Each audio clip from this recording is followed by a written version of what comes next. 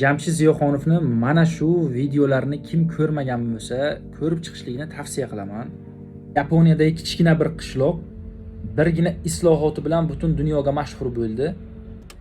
Har bir inson o'zini, oilasini isloh qilishligi mana shunday natijaga olib keldi. Hozirgi vaqtda mana shu qishloq turizm markaziga aylangan. Bizlarga mana shu narsa taklif qilinsa-chi, doim bizlarga kimdir qilib berishligi kerak. Yo'q kimnidir aybdor qilamiz. Blogerlar bor, yo'l yoqasidagi chiqindilarni tozalab videoga olishadi. O'sha video izohlariga qiziqib kirdim. Video izohlarida chiqindi tashlagan insonlarni haqoratlashgan, tozalayotganlarni olqishlashgan. Chiqindi tashlashlik yomon ekanligini hamma biladi, lekin nimaga tashlaydi? O'sha tashlagan insonlar ham menimcha kirib o'sha tashlaganlarni qarg'agan bo'lsa kerak.